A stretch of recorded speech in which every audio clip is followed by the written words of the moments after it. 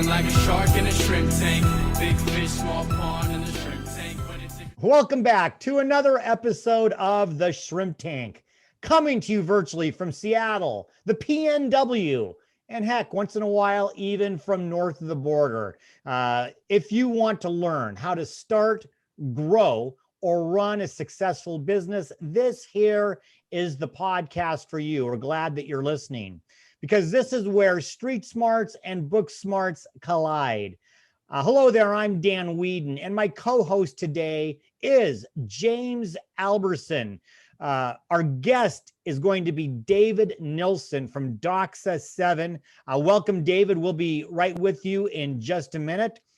Everybody out there, you can find us wherever you get your podcasts: iHeartRadio, Apple Podcasts, Google Podcasts, Spotify, SoundCloud, Stitcher, YouTube.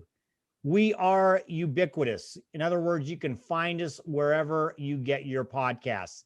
We come to you from about a dozen cities, not just here in Seattle. We're in Atlanta, Boston, Boca Raton, Central PA, a couple new places, Knoxville and Columbus coming soon.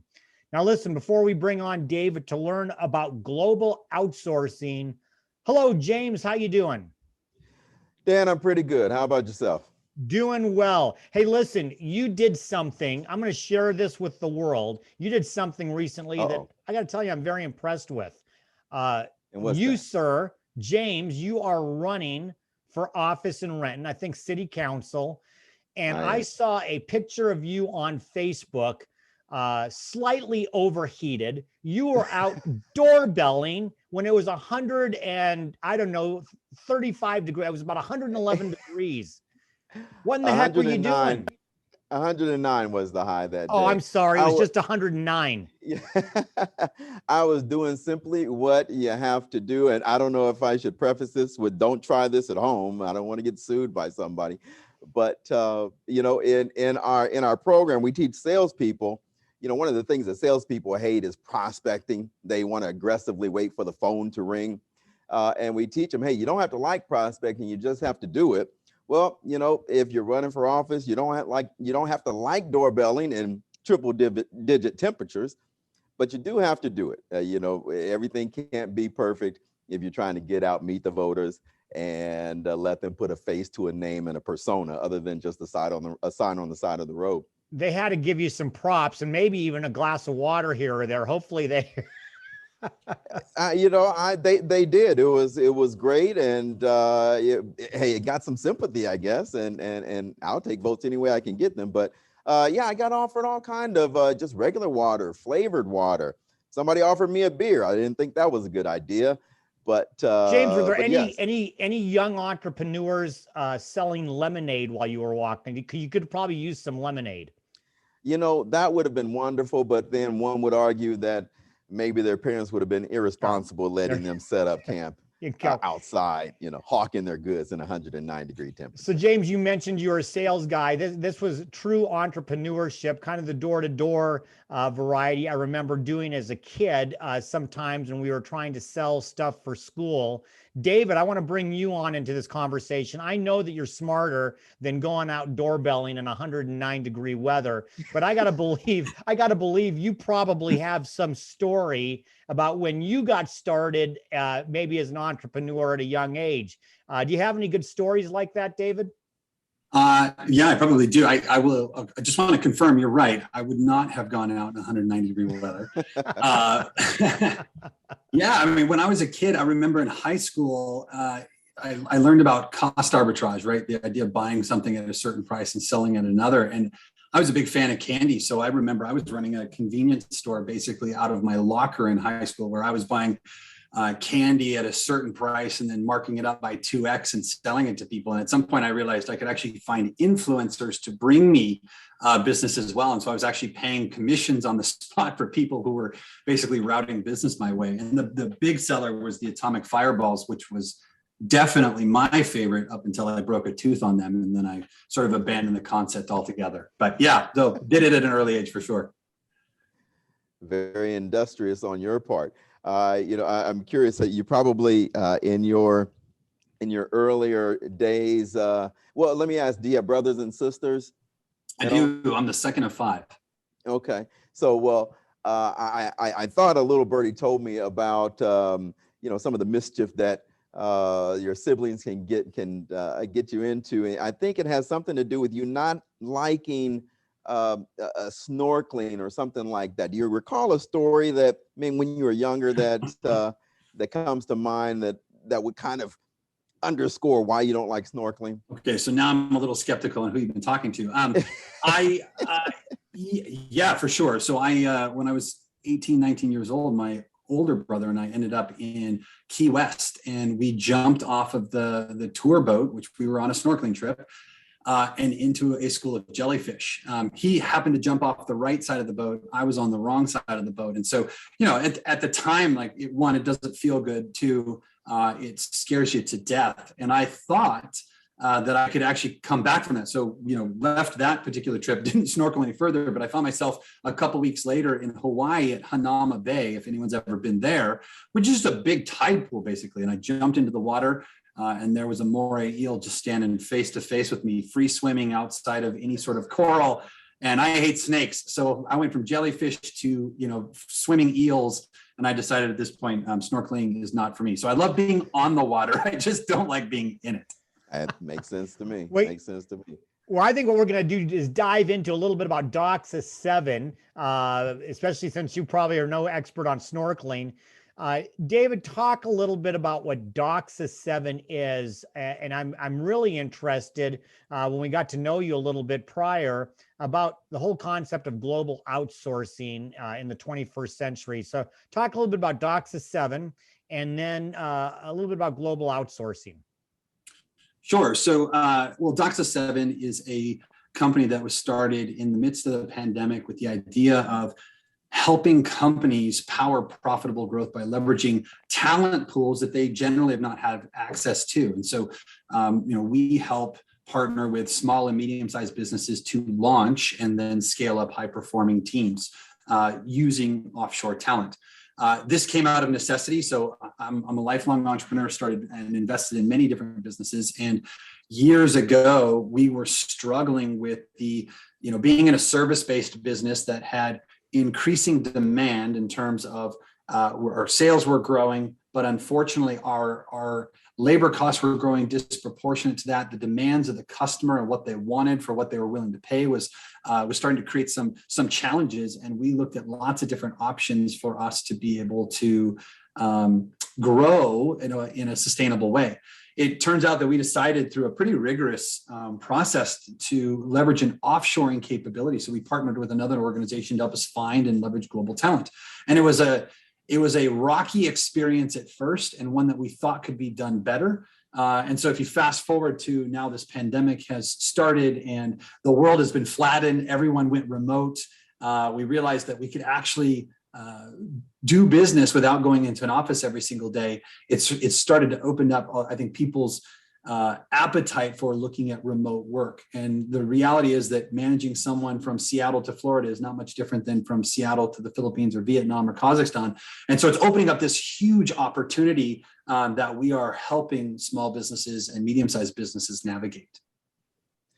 That sounds great. Now, with every, they say with every problem comes an opportunity, but, with every opportunity, sometimes problems arise. I'm wondering, as you've kind of gotten to this situation, what are some of the challenges that you've had to overcome to make sure that you maximize this opportunity in the best way? Yeah, well, originally when I first started leveraging global talent, again, it was in a different organization. We started to realize that the whole industry was built for large scale operations who had, a high volume of repeatable tasks and management infrastructure to deal with it. And so that was great for large companies like, T-Mobile or Wells Fargo or some of these massive organizations. But if someone like myself or someone who was, starting a business in a local area, they wouldn't have the same infrastructure and capabilities. And so the system wasn't built for that. When we first started looking, the companies that we were talking to wanted us to sign up for 50 to 100 seats at a minimum out of the gates as a starting point. And we just wanted to hire one or two people to see if we could make it work. Then at the point that we finally found a solution that would work for us to be able to do that, we realized we had to be very good at managing off or remote talent, and we needed to have more defined process and systems.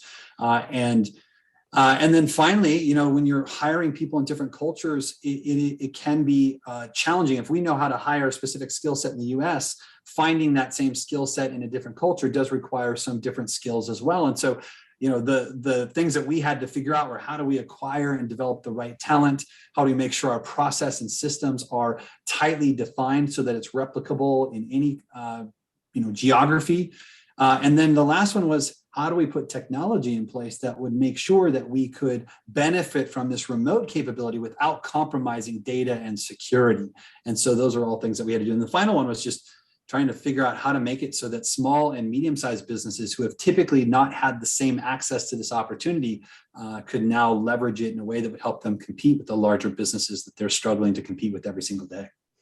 So David, you actually on that last point hit on what I wanted to ask next. So it's a great segue. If I'm a small business listening or watching to this podcast, I might be wondering, well, what exactly does David mean? What kind of services? How could I, as an employer of 10, 15, 20 people, what are some examples of ways that I can utilize global outsourcing? Yeah, that's a great question. So a couple things I would say. First is, almost any role you can imagine can be hired outside of the US. Now, our primary focus is in Asia, and specifically in the Philippines. But some of the more common roles that we see would be virtual assistants, would be accounting and finance roles. So, you know, things like, you can hire CPAs, accountants, bookkeepers, accounts receivable specialists. Then in the technology world, we are helping people hire software engineers, SDETs as they call it, or software development engineers who test, with program managers and project managers. And then in marketing, everything from marketing automation specialists to social media managers.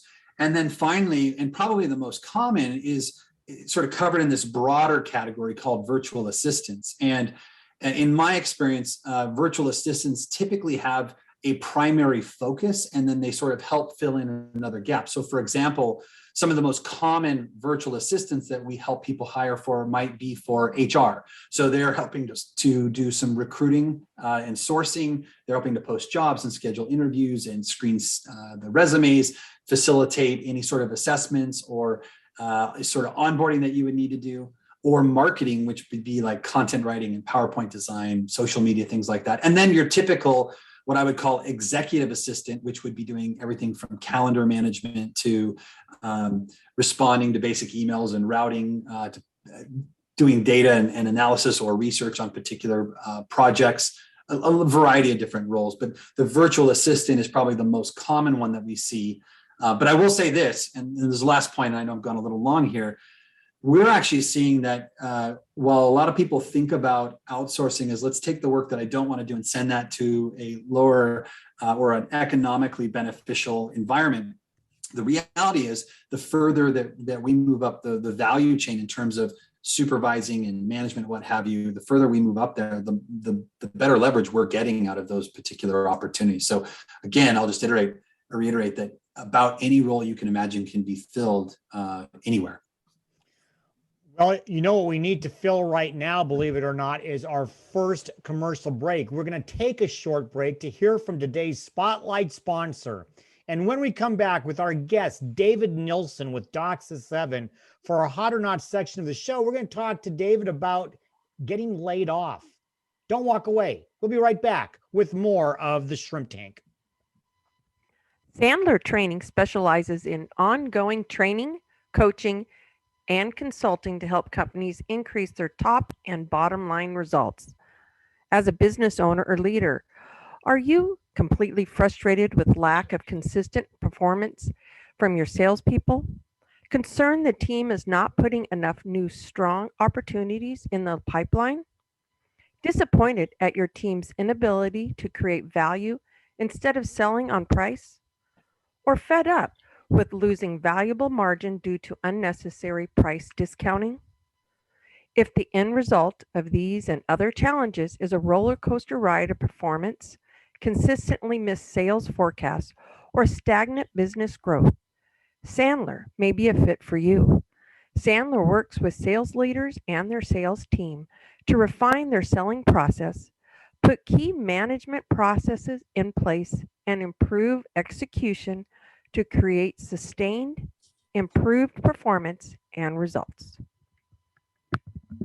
Well, welcome back to the Shrimp Tank, where we interview the best and brightest CEOs and business thought leaders in the greater Puget Sound area and beyond.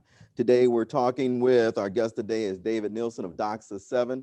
And our next segment, hot or not.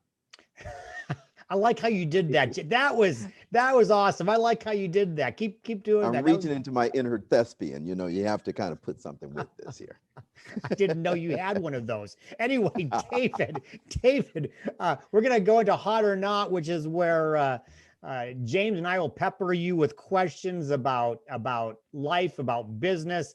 And, you know, I will have to tell everybody that you are the son part of the first father-son duo that's been on the podcast. Ralph, your dad, was a guest many years ago, and we may have asked him for a little intel, so you never know. But the first hot or not question I have, I mentioned about being laid off. You know, during the pandemic, a lot of workers got laid off. And what we're hearing today, or at least what I'm hearing is that there's a work shortage because a lot of these people who have gotten laid off, many of them are looking to start their own jobs, their own businesses, their own, not a side hustle anymore, but their hustle. And they might be looking to be kind of outsourced workers. So hot or not, starting a business because you were laid off? Hot. Yeah, hot. I mean, hot. I would say, yeah, I was going to say hot from the standpoint of if somebody has some unique experience that they can put to work in something that they're going to own and eventually benefit from, I think it's always an exciting opportunity. I mean, obviously it comes down to, is it the right business model? Do you have the right resources to help get that off the ground? Because so many start without enough resources, and it's one of the reasons they fail. But I mean, ultimately, there are a lot of people here that unfortunately, because of the pandemic, are in a place where they're sitting there having to contemplate, do I try and go back into the workforce, or do I want to take more ownership over the outcome of my career and my own life? And I think it's always an exciting proposition for someone to do that if they're okay with the fact that any investment, whether it's a business or stocks, whatever, has a little bit of risk associated with it. But having started and operated many businesses myself, I can tell you, I am always encouraging of people to consider entrepreneurship as an outcome to creating the life that they want. Sounds good. Sounds good. Okay, my turn. Now, I think I already know the answer to this question, but hot or not, offshore customer service? I would say hot. The offshore customer service can be really exciting from the standpoint that most small businesses can't afford to operate a 24/7 customer service center.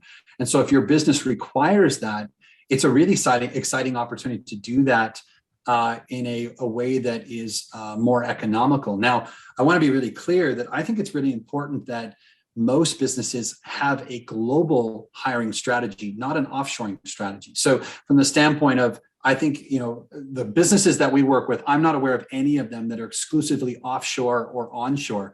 They're deciding to distribute this opportunity across the global workforce, which is an important point because what we are not excited about is eliminating jobs with outsourcing. What we're excited about is helping companies scale because they have access to new talent pools and different economies of scale. And so where we're focused is right now helping people think about how they can grow the operations that they currently have and do it in a way that actually creates more opportunity domestically as much as it does abroad. I want to ask a little bit of a follow-up on that because you got me thinking as you were answering. How much does time zone differences impact, what you're doing? Because as we talk, there's a lot of small and medium-sized businesses, or here we are on the Pacific coast. And so we're all on the Pacific time zone, but depending on where you're getting some help, if it's customer service related or whatever, how much of a challenge is time zone? Yeah, great question. Well, it certainly depends on what the roles are, right? So I want to be clear that outsourcing, when we first went through our process to looking at global talent as an opportunity, we looked at Mexico and Argentina, Kazakhstan, China, Vietnam, the Philippines, India. There are lots of opportunities there. Each have some benefits and some drawbacks. We eventually landed in Manila for the reason that it's English speaking, it's a massive talent pool, highly educated, and they have this sort of service culture. But one of the other things that was really interesting to us is that the outsourcing and offshoring industry accounts for 15% of their GDP. So there's this whole infrastructure built around ensuring that this can operate 24/7. And a lot of the businesses that leverage those talent pools come from the Western Hemisphere. So there is a huge amount of people that are willing to work night shifts to accommodate those time zones. Now, that being said, what I've found to be one of the most exciting opportunities is what we're calling a split shift. And that's where the talent may start, and this is again in the Philippines, they may start at 5 a.m. their time and run until 1 or 2 in the afternoon. They start at 1 o'clock in the afternoon, our time. So we have 3 or 4 hours of overlap, a chance to do our one-on-ones, sync up on priorities, have some performance feedback, whatever. And then they've got production time. And by the time I wake up in the morning, there's more work that's been completed and we rinse and repeat. But there are some roles like customer service that have to operate at certain times. And there's plenty of access to talent that do that. All right, I'm gonna switch gears a little bit. Hot or not, Washington State's tax structure for small businesses? It's hard. It's really hard. I would say not. And the reason why is in Washington State, we deal with B&O, right? So it's almost 2% of top line that gets paid out for a business that is generated here within the state. So especially for small businesses where they're not going outside the state lines, 2% of top line is a lot, especially if you're not a profitable company. State taxes that you see all over the US are going to be applied to the net result, not to the gross. And so Washington is a little bit harder that way, especially when you're first starting up, because they're taking 2% or almost 2% of the gross receipts. And again, James asking good questions. I'm just going to kind of follow up on that. As the world becomes more virtual, digital, you can basically work from anywhere. Not just Washington, but any state. How are taxes and state taxes around business? What's the future of that? Are states going to have to make adjustments on that, or because basically people can now move to wherever they want to based on that? What do you see regarding that? Yeah, so I think there's going to be a lot of work that needs to be done on this in the near term. And I will fully admit I'm not a tax expert, but I can tell you as a business owner, when the pandemic hit, we were mostly a centralized operation. We had, one of my other businesses was primarily based in Seattle and Idaho. But when the pandemic hit and we went remote, we actually chose at that point to eliminate offices altogether. So we got rid of commercial real estate and went full virtual indefinitely.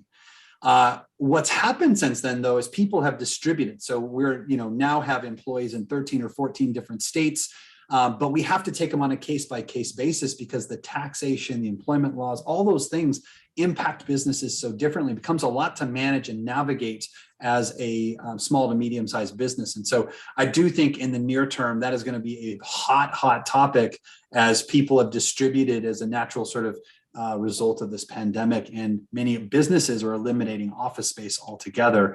The tax structure is built for a more brick and mortar business environment, and that is going away. It's evaporating quickly. Sounds like it's going to get sticky. So, you mentioned early on with your story of the atomic fireballs, your discovery of a little bit of entrepreneurship, but you happened upon it, right? So hot or not, and I already know the answer to this, your answer to this, I'm sure, hot or not, teaching children about entrepreneurship as a regular part of the matriculation through their young education. Yeah, super hot. I think, sort of like we were talking about with tax, the system is built on an old model, right? The idea that you go to an office every single day, 100% of the time. Similarly, I think our education system is based on trying to help people be good workers in the industrial age, and it hasn't evolved fast enough to catch up with the time. So I think it's a responsibility of parents. I mean, I'm a father of 2 young daughters. I've got a 4-year-old and a 3-year-old. And it's going to fall primarily on us, at least in the near term, to try and help them think about how to be self-sufficient and different ways of doing business, and not thinking about just the traditional career trajectory that many of us were taught from a very, very early age. But I don't think that we can defer to the schools to teach that to our kids. So David, and again, I'm going to jump right on the back of this because I think it's a really important topic, and I agree with you. Schools is really difficult because you have to have teachers who actually know a little bit about entrepreneurship, and it's not their fault, but they went through a system to learn how to teach. And what you say about family is great. You're an entrepreneur. I'm an entrepreneur. James an entrepreneur, but there's a lot of parents out there who aren't. What are some ideas that you think, at least maybe in your crystal ball, where kids can get some sort of additional help, training, entrepreneurship, whether it's through YouTube or video? What are some ideas that you think need to happen to help any kid who's got that, not just somebody who's happens to have a father or a mother who's an entrepreneur? Yeah, it's a great question. I mean, you're right. There's lots of ways that you can pull information through places like YouTube. Maybe I could move the conversation away from entrepreneurship and think about it more from the standpoint of just being self-sufficient, resourcefulness, teaching kids about consequences, yep, and that they have actual control over a lot of the things that they participate in, that they contribute to, that they're working on. And then just trying to introduce them to other ideas and opportunities. I think one of the best things that happened to me, so as you guys pointed out earlier, you've interviewed my father, who was an entrepreneur, owned his own business. There was a few times when I was a kid that I actually just went on business trips with him, and I got to do ride-alongs and see what that looked like. That to me was really exciting, to jump on a plane and know that you could do business across state lines. But he also was really clear that if I wanted to drive or date, I was going to have to make money to be able to do that. So I got a job at 15 years old working at Subway. The beauty of that was I was a sandwich artist. I learned how to make a mean sandwich. But the most important thing that came from that is I was working directly with people that owned a franchise and were operating their own small business. So all of a sudden, I was earning opportunities. I moved into management. I started to learn a little bit about accounting. I got to see from the inside what it took to operate a business without the risk. So I think, although at the time I probably resented my dad for making me work when other people didn't have to, and I was trying to do sports at the same time, it taught me some life lessons. And more importantly, it gave me access to information that a lot of kids don't get at an early age. So I think about it in sort of the terms of like, help kids think about being resourceful and solving problems, and give them access to ideas that will sort of open up their brain long term. Yeah, I love the resourcefulness because that could lead to entrepreneurship and all of that. It's a great idea. Well, you know what else is a good idea? We got to go pay the bills. We got to take a short break to hear from our sponsors. And when we come back with more from our guest, David Nilssen from Doxa7, for our famous Plead the Fifth section of the show, I'm going to find out if David's daughters scare him at all. You're going to have to listen to this. Don't walk away. We'll be right back with more of the Shrimp Tank. Plead the Fifth is brought to you by our corporate sponsors: Ideal Life 360, Cornerstone Financial, First Underwriters Insurance, and the Kitsap Sun newspaper. Please visit our website at www.shrimptankpodcast.com/Seattle to learn more about these terrific companies. Now back to the show. All right, welcome back to the Shrimp Tank, where we interview the best and brightest CEOs and business thought leaders in the greater Puget Sound area and beyond. Our guest today is David Nilssen with Doxa7, and our next segment is Plead the Fifth. Plead the Fifth. I know you know what's coming next. We're going to still pepper you with questions, and we may pull out some of the big guns here. You get to plead the fifth only once.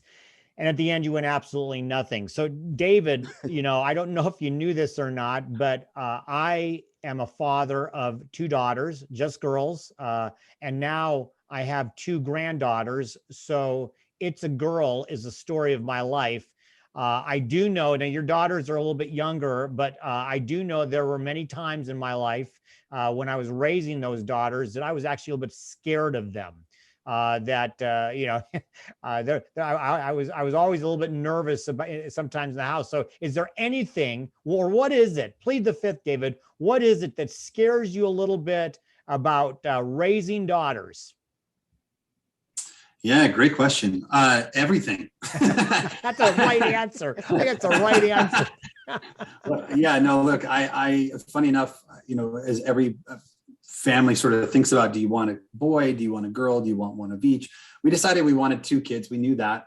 But after we had our first daughter, I knew I wanted a second, like just fell in love with her instantly. And the same experience with my second.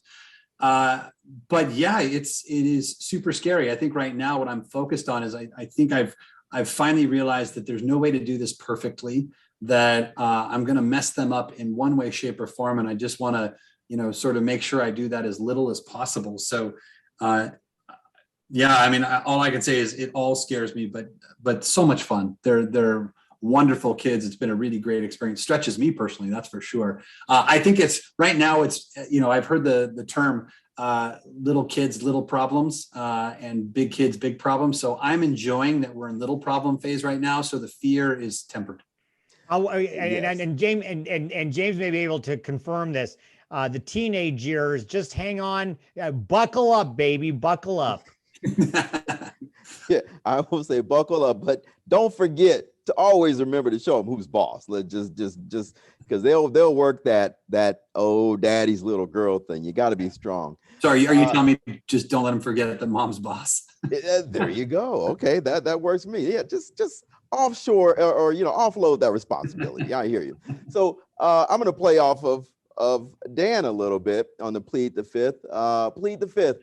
What's one situation with either one or both of your daughters that you wish you had a do-over to address a situation differently? A do-over. Could have just been punishment, could have been advice. I mean, they haven't been around long. So, obviously I was hoping something would come to mind immediately. Yeah. You know what? I would say this. I would say with my second child, I probably haven't been as patient or hadn't been as patient with her because, when you've got 2 young kids, you're comparing each child to, each other, especially in a pandemic when you're basically isolated in a home with 2 kids. So I think I was a little less patient with my second child, who I was expecting to be as mature, as, coordinated, as developed as my first. So I think learning to just relax and let them develop on their own pace is probably the biggest lesson I've taken. David, I think not only is that was a great question, James, but when you have granddaughters at some point in the future, way in the future for you, you can implement that from the beginning. Because I think I learned that as well. And by the way, James, with grandkids, you're not even close to the boss, and so don't even try. Well, you don't need to be. You can give them right back. You can do whatever you want to do. Hey, David, your dad tells me that you had a nickname on the high school basketball team. What was that? Yeah, that's funny. Magic Dave. Yeah. So Magic Dave. Yeah. Well, growing up, Magic Johnson was my sports idol. And so, but I was 6'5", and I was a shooting guard who played point guard some of the time. Also had to guard the center because I was one of the tallest kids on the team. So, so similar to what you saw with Magic, I not so well, but played that sort of similar role. And I loved the entertainment that he brought to the court. And so I always tried to replicate that when I was playing too. So certainly not as good. And I think I even made the name up for myself. So, like it was self-appointed, but yeah, it was Magic Dave. Hey, so quick follow-up on that, just from a standpoint of a business standpoint, it's amazing how many people I've talked to who have been entrepreneurs who played some sport in high school and college or wherever. Talk about the importance that you think that competitiveness in sports and just competing, what that brings to entrepreneurship. Man, I think it's such a great, I think unintentionally sports teaches us a lot about business in terms of, know your competitor, do your research, enjoy competing and know sometimes you're going to win and sometimes you're going to lose. And you just have to dust yourself off from every interaction and start every day fresh. the whole idea of setting big goals and then working hard to achieve those goals. The other, that you can't do it alone. In fact, you really have to have a great team around you in order to accomplish the goals that you're looking for. And you have to be willing to trust people to do their part. And I see that as a real struggle with a lot of entrepreneurs, is they can build the greatest team in the world, but they're still not willing to let go and trust people to play their part in that game, for lack of a better term. And so I think people that have been successful in sports and been introduced to that as an early age and done it competitively do have an advantage in the business world. I agree. So outside of meeting and marrying your wife and the birth of your 2 children, Plead the Fifth, what's one of the most exciting moments that you've had in your life, personal or business? I'll give one that actually just came to mind as you were saying that, and it is related to Doxa7. So, as I said, we are partnering with small and medium-sized businesses to help them think about building a global talent strategy. And that all sounds fine and dandy, but recently one of our largest clients, one of our oldest clients, and I had a conversation, and I was really excited to hear that one, we've been able to help them expand their talent pools through global talent. But as a result of that, in the last 12 months, 30% of their team members here in the US have taken on new roles. So they're earning more, they're taking on more responsibility, they're getting a chance to manage a team, and they're growing as a result of the investments that are being made offshore. And so for me, that was one of the most gratifying moments, because again, as I said earlier, what we want to do is help people tap into global talent pools to help grow and scale, not to eliminate jobs, not to ship things off to save money, but to actually improve the business dynamics and the opportunity for people here and abroad. And that was like, for me, it was the perfect illustration of what we're trying to accomplish. That's nice. As a quick follow-up, your answer you gave was better than the one I was wondering if you were going to give from our research. Something that happened at a Sonics game. Maybe it's a close second. Do you recall that? Maybe you want to share that with everyone. I want to see where that ranked in your. Oh man, well, okay, so man, this is tough. I feel like I've gone to a gunfight with a butter knife since you talked to my family. Okay, so when I was a kid, I went to a lot of Sonics games before they were violently stolen away from Seattle. And one time I went, I was wearing, my athletic gear, and, I was just sort of goofing off with some friends, and I'm sure whoever was watching could tell that I've played a little basketball in my life. And so I got tapped on the shoulder and they said, "Hey, do you want to shoot at halftime for the round trip tickets? Northwest Airline was the sponsor." us. Of course I want to do that. And so I did it, and I ended up hitting the shot. So I ended up hitting the layup, the free throw, the 3-pointer, and then hit the half court shot. But funny enough, I realized at that point where they were recruiting for those people. So later that year, I tried to repeat the same thing, and I actually got a second opportunity to shoot at halftime. Although I did not make the shot. So I actually got 2 attempts at it. Wow. Well, hey, you know what? That's fantastic. You would have just been greedy had you gotten the second. I like to call it resourceful. Resourceful, yes. Hey, listen, you are a multi-entrepreneur. We've talked about that, but you now have to become an entrepreneur again with my question. We've been asking this of all of our guests, and so I'm curious. You have to start a new business based on a hobby. What would that new business be, and why that hobby?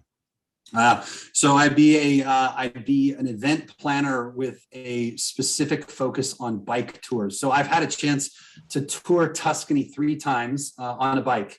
But funny enough, I didn't want to do the tours as they're typically created, because I didn't want to be, jammed on a bus with 20 other people, shipped around, and then, thrown into these tours where I had no flexibility. And so I actually contacted a tour operator and had them create a custom tour for me, where we programmed it into our Garmin GPS, put it on our bikes, and just hit go. And so a group of friends just toured Tuscany.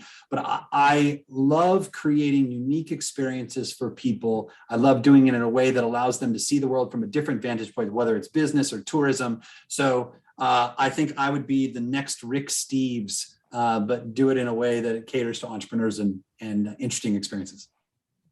Nice, nice. Well, I think I could squeeze at least one more Plead the Fifth in. I usually ask this of the guests just because I have plenty of favorites. But Plead the Fifth, what's your favorite show to binge watch? Or you can say shows if you need.